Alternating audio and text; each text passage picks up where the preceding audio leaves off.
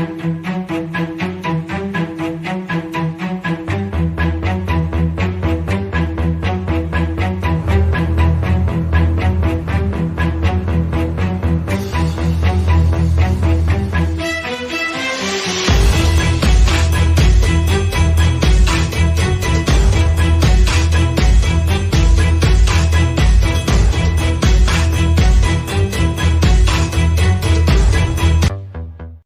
right. Hey, folks. Welcome to another edition of the Mental Health Podcast. I have Anne here with me, and I can't wait for you guys to hear what she has to say. Hey, Anne. How are things with you today? Hi, Sanjay. I'm doing well, thank you, in the great state of Texas. Good to know. And the first thing that I ask people is to give themselves a quick introduction so people understand who you are and where you're coming from, and Sure. get a bit of insight about you as well. Yeah, go ahead. Okay, great. Thank you. My name is Ann, and I'm an Army veteran. Mm-hmm, I'm a clinically trained professional mental health chaplain. mm-hmm, I'd say I'd also identify as an athlete and a woman of strong faith and convictions. mm-hmm, Um, Also, a lifelong learner mm-hmm, and a work in progress. mm-hmm, mm-hmm. Yeah, definitely. I mean, I totally agree with the last But part, aren't we all? wherein, like, I feel like I feel like we're all on this journey where, we're all learning something constantly. And the more interactions I have, the more, I don't know, confident I get in terms of not feeling too circumspect all the time, or not feeling out of place all the time. Because I feel like the more people know, they realize the more things you don't know. So, yeah, I think, I've started off different conversations in different ways, but, like, one thing that's been common is, like, the topic of mental health itself. So, can you talk a little bit about, like, what does mental health mean to you, and, like, what's your perspective on that as well? So, Sure. Yeah. And thanks for the important questions and topics that you're covering. Yeah. hmm So when I think about mental health and what that looks like, I define mental health about how one interacts in the world and their well-being in their social hmm interaction, as well as feeling. And hmm so I also, though, I would just add, I look at it from a whole health perspective. As a chaplain, I also see this as the spiritual connection. hmm Um, you know, I also want to say that I understand that, some people don't believe in a God or a higher power. hmm But there are things out in the world that makes us feel connected, right? Or hmm not. hmm And so when I think about mental health, I think about it from a whole health perspective, mind, body, spirit, soul. hmm And that kind of informs how I interact in the world and with others. Definitely. Yeah, thank you for sharing that. And like, for people who don't understand what a chaplain is, can you talk a little bit about, like, what that means, and, like, uh, just trying to understand and explain better to so that people can get your perspective too. So. Sure. Yeah. So chaplaincy or being a chaplain is a calling. And hmm for for those that, of the Christian faith, hmm such as myself, we identify it as a calling by God, right? hmm And so hmm we offer spiritual and pastoral care. Now, chaplain can be of any faith tradition, hmm and we offer that counseling and emotional support hmm and pastoral care to individuals. Often we serve in pluralistic environments. And what I mean by that, the word chaplaincy is used in environments like the hospital or the hmm military, Mhm. police or fire departments, sports, Mhm. universities, all sports events, and stuff, usually all have chaplains. And Mhm. so we really look at the existential things in life and Mhm. come alongside individuals and families and help them make meaning in the world. Mhm. Definitely.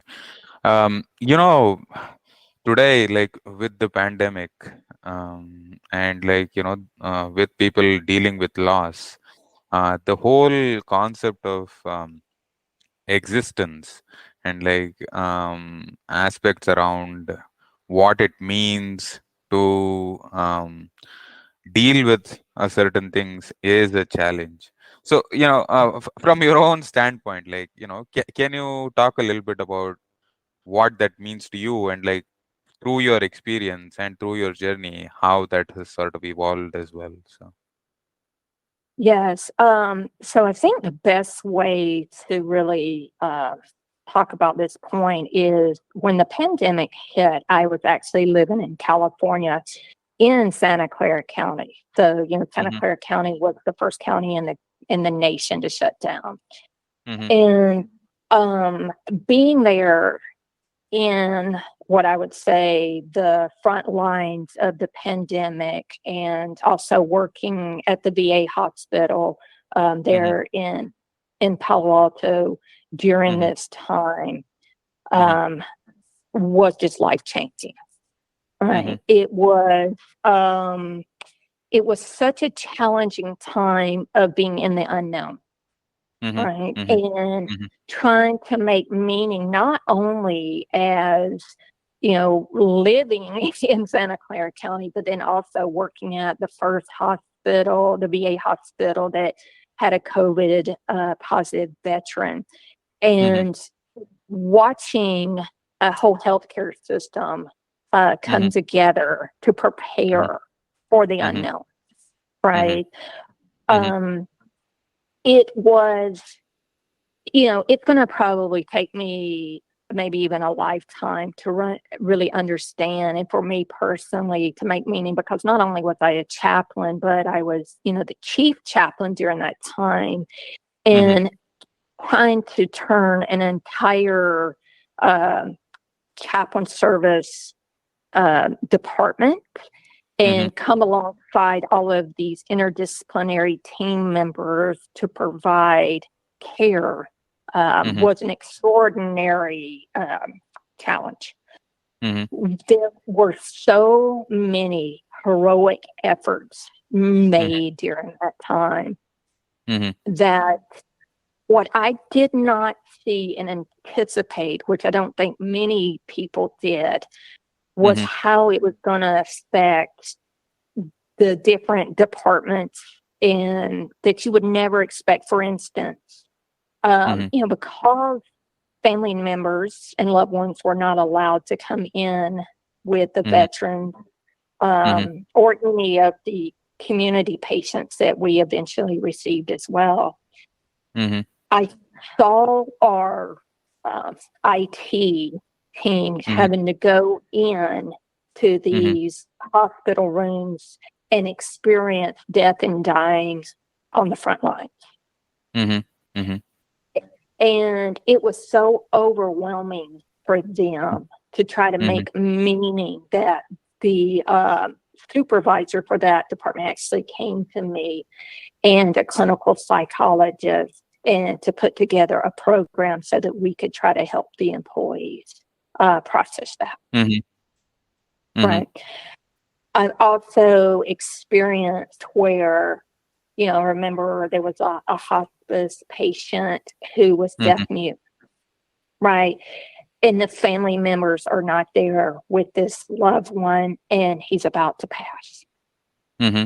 So, we were using technology to connect through iPads and iPhones and laptops and telephones in any way that we could to try to connect Mm-hmm. loved ones and patients to their friends and families on the outside. Mm-hmm. Mm-hmm. Right. I think that,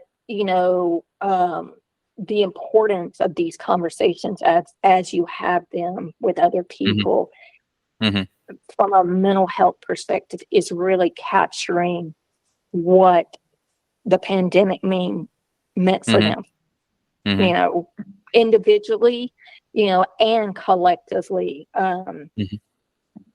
And the reason I say that, having just moved to Texas, I found it interesting Mhm. that, I'm in the Dallas Fort Worth area, and it's Mhm. like Texas has been operating, for a while, Mhm. even though the pandemic has not officially been over until recently, but it was really hard for me in the beginning to come Mhm. from California, which was Mhm. still very locked down and Mhm. following strict protocols, to the state of Texas, where the culture is different, right? Mhm. And they've been operating and functioning fully, as I see it, for a while. Mhm. Mhm. Definitely. I think um, one thing that sort of people struggle today is understanding individual experiences, right? And this is one of the reasons why I started this podcast as well, so that people can feel comfortable hearing from other perspectives, hearing other people's stories as well. And I remember from our past conversation, your story was really inspirational. Can you talk a little bit about your own personal story, and like how you sort of went about becoming an army chaplain itself, and like give people some perspective from that standpoint as well. So. Oh, sure. Yeah, thank you. So, back in 2008, I was actually a bank manager in Hmm. California, Hmm. and the markets were starting to crash and things were going south. Hmm. Um, and I saw myself in a crisis mode because I did not have family in California. Hmm. I had some friends, but at that time, not well established relationships like I have now. Hmm. And as the bank crisis was happening, I was moved out of my big branch in South San Francisco to a Hmm. branch in a grocery store that was going to close within a year. Hmm. And, I wasn't even there a month when my boyfriend had broke up with me, and my Hmm. brother-in-law was killed in a plane crash. Hmm. So within this 1 month, I had all of these life experiences happen that were overwhelming, right? Hmm. So I had called my dear friend Laura from high school, that we'd been friends for years. And I'm like, what am I going to do? And so Hmm. Laura's wisdom, she's like, join the Hmm. military. Hmm. So, Right. I, in my mind, it felt like the right thing to do because I thought I could learn new skill sets. I'm in Hmm. Silicon Valley. At that time, I only had a bachelor's degree in nutrition, Hmm. and it was trying to reinvent myself and run, Hmm. which I didn't know that time. So I Hmm. joined the military, but not before I was rejected, I think, several times. And I actually joined the military at the age of 37.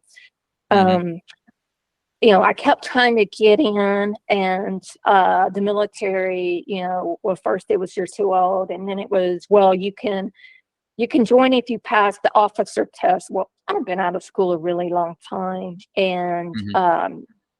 I kept missing the test by 1 point. I think Hmm. the first time I missed it by 6, and the next 2 times I missed it by 1 point. Hmm. But then President Obama lifted the age limit, and so I went in on the enlisted side as a specialist for military police. Hmm. Um, did my training, came back to California for Hmm. my advanced military police training, Hmm. only to find a captain Hmm. uh, that met me at the yellow ribbon ceremony. He hit me on the arm at the ceremony and said, "I want you as my officer." Mm-hmm. And I just kind of laughed. And I was like, yes, sir. Well, I also, not long after that, got orders to go to Afghanistan. Mm-hmm. My commander's name at that is Captain Frank. He was Captain Franklin at that time. And he sat with me and had one of the most important conversations. He saw something in me that I did not see in myself. And that was the confidence to make it as an officer, the confidence to move forward in my life. And he just basically said, "Anne, you've been out of school a long time." And he said, "I will find you a paper version of the test, and I guarantee you that you will pass." He said, "You're about my age." At that time, too, I'm like 38, 39 years old. And he's like, "I will find you a paper version, and I guarantee you will pass." Sure enough, he did, and I did. Well, I would still had my orders, though, for Afghanistan. And, he advocated for me, from his perspective, and I advocated for myself. And I actually got pulled from deployment and was preparing to go to officer school for military police. The National Guard has a program that they train you months ahead of time before you go to the actual training, because there's a high attrition rate, and as with the National Guard, we only train 1 weekend a month. And so I was in this training program when one drill weekend I tore my subscapularis, which then made me took me out of training ability. So unfortunately, as life turned, it took me 9 months to heal. It was very painful, a lot of depression, and I don't even think I've really talked about that in the past. But everything I just worked for. Because also what I didn't tell you last time is I wrote 2 appeals to the National Guard and banged on a master sergeant's desk with some spicy words that told him, "Let me in." I told him, I told him I could outrun, out jump, and out shoot any of those young kids he had coming in. So, I look back at that time, and had I not believed in myself, right, and had the commander not saw something in me that I didn't see in myself, who knows where my life would have been. But I got, we got pulled, like I said, from the training. And when I came back to the commander after my shoulder was better, I'm like, "Okay, sir, I'm ready to go to officer school now." And he said, "Nope, sorry, California's out of money. You're over the age of 35. We're not sending you. Find a new military occupational specialty." And I was devastated. Right. I had gone through this whole journey for the last year and a half, almost 2 years, trying to get in the military, trying to find these skill sets and a new identity. And now it's just shut down.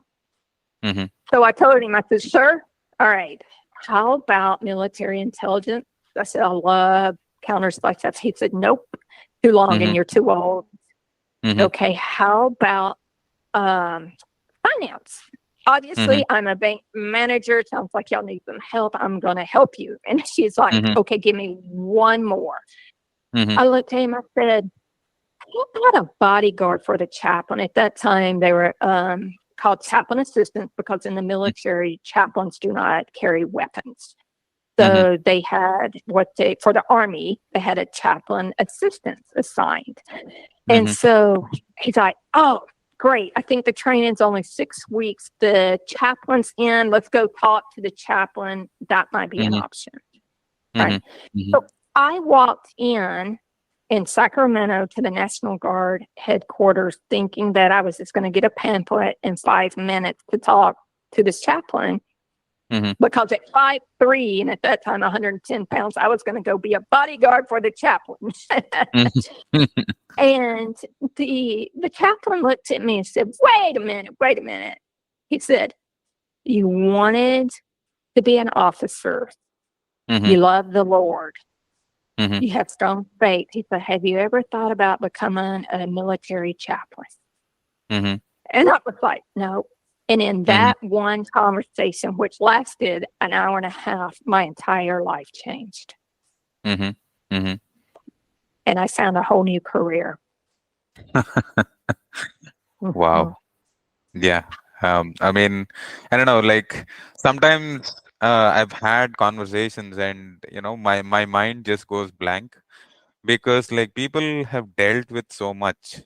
People I don't know where that sense of resilience comes for people. And I really appreciate you sharing that, and dealing with that kind of loss. The economy sort of collapsing, dealing with a loss of relationship, losing a sibling, and it just feels devastating at times. Looking back, like what are some of the things that you did sort of helped you get through that time, and like what would your advice be for people who are kind of struggling with Mhm. similar circumstances on where to look next or what to do next, and like what's your perspective on that? Yeah, that's an excellent question because I think it's so unique for each person, right? Mm-hmm. And so for me, Mm-hmm. and I'm so happy I did this because I have not always done this, but I reassessed my value system, right? Mm-hmm. Mm-hmm. And getting in a lot of self reflection, a Mm-hmm. lot of wisdom from people of faith and people and family members. Although I didn't tell um, hardly anyone that I was going to join the military, what I did seek is um, support, Mm-hmm. right? And conversation and talking through all of the loss and death and dying and, being so far away from people. Mm-hmm. So for me, Kenji, what it really boiled down to was two things when I started reconnecting to my value system Mm-hmm. was me asking, what is my purpose in life and Mm-hmm. what are my passions, Mm-hmm. right? And Mm-hmm. so I remembered as this young girl growing up in Georgia, I grew up on a beef cattle farm in a small southern town in Georgia and attended church regularly. I Mm-hmm. recalled at the age of 12 two Mm-hmm. things very clearly. One, I wanted to Mm-hmm. be a missionary. Mm-hmm. So that's how I identified my purpose in the world, God's calling of me. And number Mm-hmm. two, my passion was sport. I wanted to be a professional athlete, Mm-hmm. right? And Mm-hmm. so what I realized is saying yes to chaplaincy, military chaplaincy. The first thing that a chaplain said to me is, well, this is like mission work, don't you? Mm-hmm. And I go, Mm-hmm. what? I was Mm-hmm. like, okay, check. And then when I realized how physical, right, the military was, I knew I was home. I Mm-hmm. loved it. Was hard, don't get me wrong, especially going in at 37 and Mm-hmm. then graduating, advanced military police training at 38. Mm-hmm. What I found though is it felt home because it really brought together my passion and my Mm-hmm. purpose. Mm-hmm. Right. So I would Definitely. say for anyone going, what do I do next? Because Mhm, the struggle is real when you're dealing with mental health. Right. mhm, And mhm, when the pain is so great, mhm, sometimes we'll do anything to not feel mhm. it. Right. Right. And avoidance. I talk about this a lot when I train with people, and particularly when I was training at the VA Mhm. on mental health. You Mhm. know, culturally, Mhm. there are things that inform us how we should be in the world, right? Mhm. Mhm. And it can be based off of gender Mhm. or family systems, age, Mhm. Mhm. whatever you want to fill in. Mhm. But really drilling down to taking time to reflect, do a lot of self-reflection and getting back to Mhm. your core values, Mhm. and then finding the peace in that. Mhm. So Mhm. I make a lot of my life decisions based off of where do I find peace? Mhm. Now, I knew that I couldn't and probably shouldn't share that I was trying to join the military. And I didn't. I didn't tell a lot of people at all. I held that close. But Mhm. what I did do was I Mhm. set time to work out and prepare myself 9 months in advance before I went to basic training. And I know Mhm. that that is how that I was able to get through. Mhm. Um, because I also knew, my background in nutrition. And so I knew how to eat, and I Mhm. had been an athlete all my life. And so Mhm. I knew how to train for it. So I had to do my work. But Mhm. what I did differently also is I reconnected to God, Mhm. right? And so because that was so important to me, there were many times in my life I had been consistent. And then there are other times when I pull away from God because it was just, in my mind, too much work. Mhm. Mhm. Um, but the reality was that God was always there Mhm. and waiting for me to reconnect. Mhm. Yeah. Definitely. So yeah, Yeah, I mean, like, I think one other thing that we spoke about, and I really want you to sort of talk a little bit about this, is the sense of morality and, what happens when there is an impact to the morality. And there's a term called moral injury that we spoke about.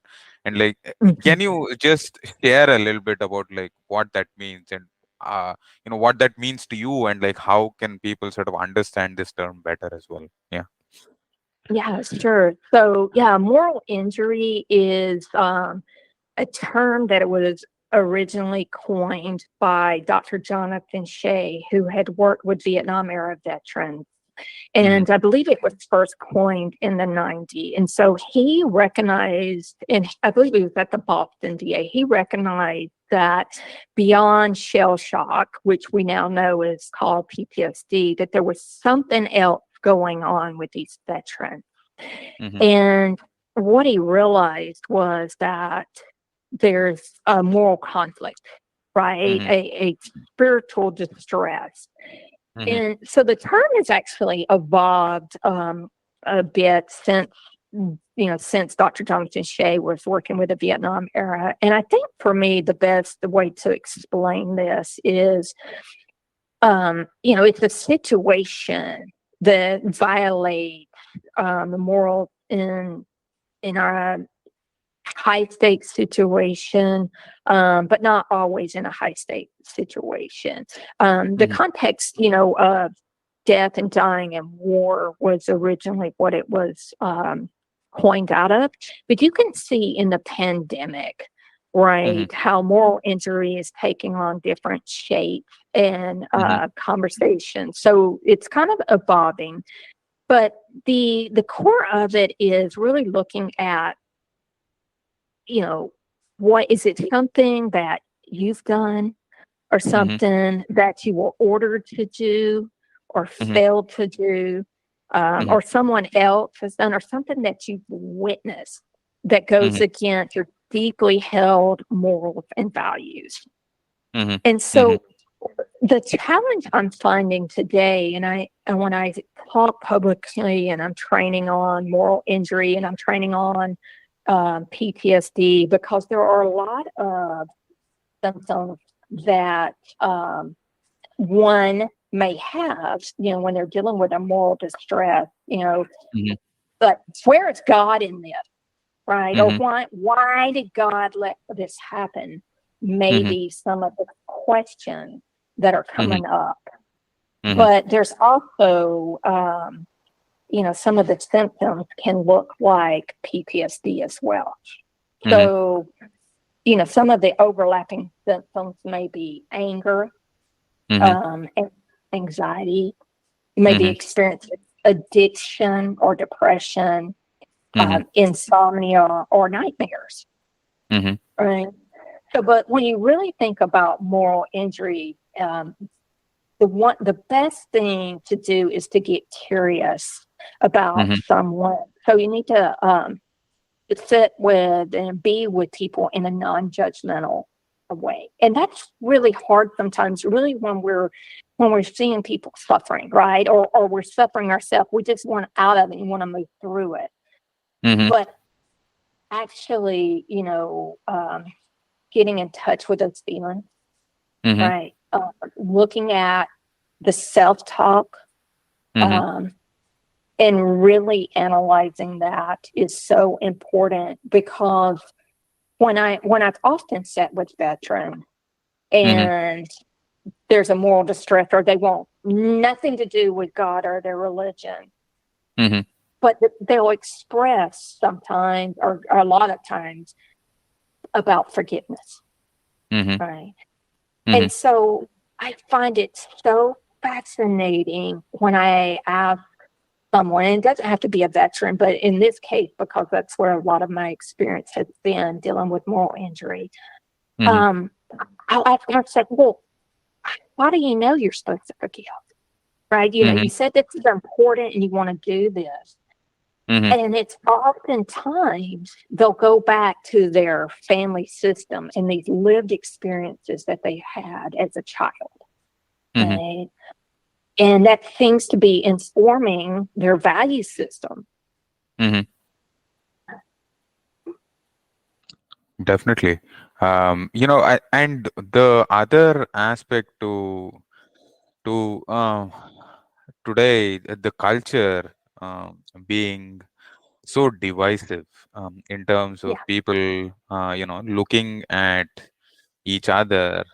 Uh, Either it could be religion, it could be personal beliefs, Yeah. which are different, and which cause people to sort of look at each other with so much contempt, right? And Mhm. since you have had personal experience dealing with people from various religions, various beliefs, various cultures, can you talk a little bit about like how do you sort of perceive this, and like how can we sort of look at ourselves as one society or like one community, and deal with connecting better, and mentally heal better as well. Yeah. Mhm. Yeah. So for my own stuff, the best way I can explain this, Sanjay, is that I've literally have lived a countercultural narratives, Hmm. meaning that, I was born in Georgia, grew up on a small farm, Hmm. in a very conservative culture. However, my Hmm. mother was a visionary Hmm. and very pro women, very independent, and believed that there was a greater calling for women as well in the Hmm. world. And so, um, you know, where I grew up, I was always in trouble at school. I was always told I was not acting like a lady, Hmm. or, how little girls should be or should act. And what I find ironic is you even see that in the news today. You can look at where women supposedly are supposed to be in society, right? I Hmm. think just this past week, there was a very conservative denomination that has removed a few women from their lead pastoral Hmm. role. And Hmm. so, it goes back to knowing yourself. You Hmm. know, I realized that identity how it's defined by many social psychologists, is about being in a social network, right? Mhm, And mhm, mhm, who do people think you are? But at the core of that is a power dynamic, mhm, right? And mhm, so the best thing that I feel like we can do as individuals is advocate for ourselves, because many people are on the marginalized, right, and on the edge, and there's mhm, always a power dynamics at play. mhm, But I'd also say, for me personally, my mhm, identity was always tied back to who I know God has called me to be. mhm, So, mhm, not that other people's voice and opinion mhm, don't matter, right? mhm, But to me, they're not as loud as who God has called me to be. Does that mhm. make sense? Yeah, yeah, it does. Yeah. And I think this is something which is kind of controversial as well. Like, Hmm. people are becoming, you know, more, averse to religion, and people are Hmm. becoming more averse to faith, and people are becoming more averse to, treating an entity which they want to sort of believe in. Hmm. And that has sort of caused a lot of rife, a lot of struggle in terms of people needing support, needing that kind of uh, feeling of being held, right? And this is a Hmm. luxury that sort of comes for people with faith. And like, Yeah. I just wanted to understand, like, from your perspective, like, if people want to sort of believe in something and at the same time not sort of assign all the power to sort of one entity, like, what is your Hmm. sort of advice for them as well? So yeah. Yeah. Yeah. And that, it is, it's disheartening and sad to see the division, right, Hmm. that we have in the world, not just in America, but we have in the world. But I'm an optimist, and I Hmm. believe in the power of people's stories and people Hmm. being with each other, right? Because at the core Hmm. of people's stories is the human connection, Hmm. right? Hmm. And so that is where I would say start. Tell me Hmm. your story. Can Hmm. you imagine, if you can imagine, if you're an individual that's struggling, right, Hmm. with mental health or any, grief or loss or, death, dying, can you imagine Hmm. a better time for yourself? And Hmm. if you can um, embark on imagining your life better, that's a great starting point, because Hmm. in the midst of that, it's hope, Hmm. right?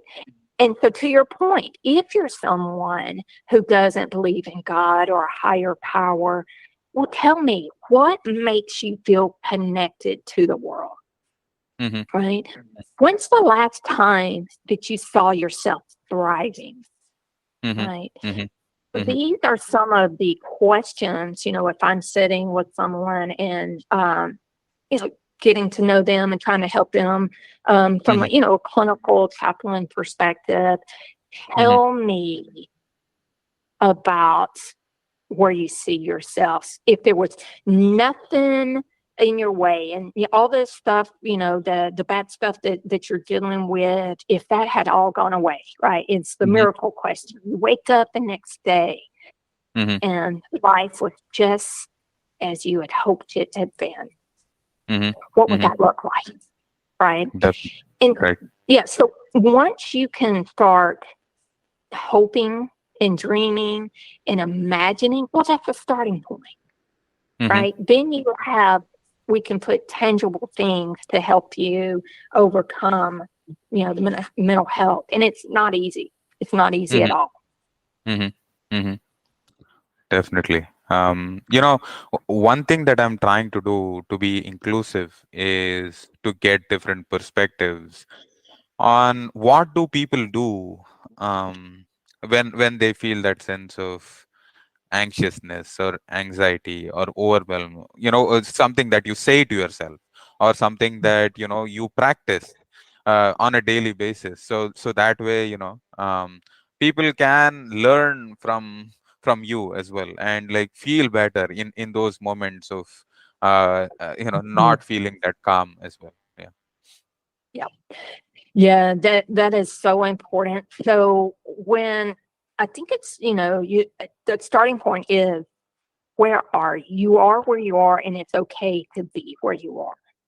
Mm-hmm. So, in other words, embracing where you are and Mm-hmm. then learning to connect that feeling because, Mm-hmm. don't push it away, but embrace it, go through it, and connecting that feeling to the incident or Mm-hmm. multiple incidents. What is it you're dealing with? And Mm-hmm. so, are you feeling betrayal? Because, moral injury a lot of times has a level of betrayal. And I didn't really talk about that, but, you Mm-hmm. know, it could be someone in power, Mm-hmm. or someone in the clergy that's really hurt you in some, a way. The Mm-hmm. anxiety, what Mm-hmm. is that about? You know, is there a fear, right? Or Mm-hmm. feeling overwhelmed? Mm-hmm. What is Mm-hmm. it that you're feeling overwhelmed about? I think being able to start and connect those feelings and then learning the language. So one of the things, Sanjay, I did not talk about is that it took me a while to Mm-hmm. work through my own mental health issues, and still to this day, Mm-hmm. um, I didn't have the language because I didn't grow up communicating in feelings and emotions. Mm-hmm. So being able to understand both the negative and positive emotions Mm-hmm. was important Mm-hmm. because it doesn't matter where you are in the world. If you say I'm sad, well, everybody has felt sad, right? Or if you say I'm happy, right? Everybody has at least experienced something about happiness. So you can connect to these feelings. Mm-hmm. And Mm-hmm. then learning to really analyze your self talk, Mm-hmm. right? And what is it you're telling yourself? Because we're all telling ourselves something. What Mm-hmm. I've learned through my own different degrees of feeling anxiety and fear is that for me personally, I wasn't feeling safe. Mm-hmm. Right? But I didn't understand that because for me personally, that meant something different than someone who's 6'1", right, and has a different stature and a different lived experience. Mm-hmm. Mm-hmm. Right. Definitely. Yeah. Yeah, I mean, I think having that vocabulary, understanding what that vocabulary means, developing that vocabulary so that you are able to um, acknowledge that you're feeling something or you're dealing with something, and then on the other hand also sort of looking inwards as to what are some of those things which are sort of connecting when you feel certain feelings or emotions, and what is that sense of fear that is creeping up. um, Definitely great Mhm. pointers. The few conversations that I've had where I've asked people not to summarize because that the entire conversation can be a summary of sorts, and that there is so much to learn from everything that you've said, and I know we can talk about for this aspect for hours. uh, but what are some things that people who are sort of dealing in sense of that crisis, maybe if you have specific resources that you want to mention, please feel free to let the listeners know as well. But otherwise the conversation has been great, and I definitely want to thank you for your time. Yeah. Oh, yeah. Thank you, Sanjay. Yes, and thank you for allowing me to speak on such a important topic, but something I'm so passionate about that Mm-hmm. not only from helping, veterans and individuals in my community, but having gone through it myself, right? So, Mm-hmm.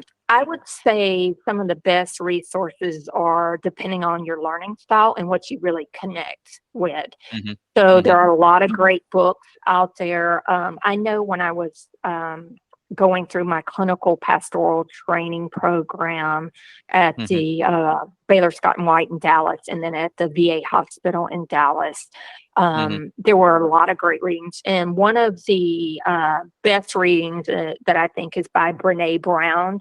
Mm-hmm. She is a licensed social worker, and she's done a lot of stuff on grief and shame and guilt. And she has a book that's called Rising Strong, and it's Mm-hmm. called The Reckoning, The Rumble, and the Revolution. Mm-hmm.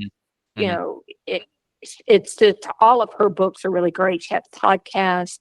Um, Mm-hmm. there are a lot of other great books, and I apologize, I don't have them in front of me, but Mm-hmm. ask yourself, what is it that you connect to? So one of the things I do, like in the mornings when I'm walking and walking with the neighbor's dog, I listen to a podcast. I listen to a different type of podcast. Sometimes I'm listening to something that self-help. Sometimes I'm listening to something spiritual. Mm-hmm. Sometimes I'm listening to high tech, out of Silicon Valley. And, understanding where I am at that day, Mm-hmm. my self-help and best practices um, encompass many, many different things, Mm-hmm. from a good cup of coffee to a good conversation Mm-hmm. to getting a good night's sleep, drinking enough water, Mm-hmm. balance, advocating for myself like this. When I Mm-hmm. saw your advertisement on LinkedIn, I'm like, I'm going to advocate for myself. And that's kind of what I feel this is, right? Mm-hmm. Um, Embracing your feelings. Mm-hmm. We talked about that a little earlier, but also probably one that we don't talk about enough is having self-compassion. Mm-hmm. Right? Mm-hmm. If you can get up each day and Mm-hmm. have a win, Mm-hmm. right? Each day Mm-hmm. you're going to win for the week, you're going to win for the month and the year, and you're moving forward. All right. Mm-hmm. Exercise is so important. Mm-hmm. Um, and just really asking for help. Mm-hmm. Right. Definitely. Definitely. Yeah. Thank you again, Anne. I'm sure a lot of people who are dealing with a lot of things will appreciate all your advice and all your insight. It genuinely has been a pleasure, and uh, the conversation just flowed, and the time, I just didn't realize how the time went by. So thank you again for your time. Yeah. Thank you. I've enjoyed it. Yeah. Take care.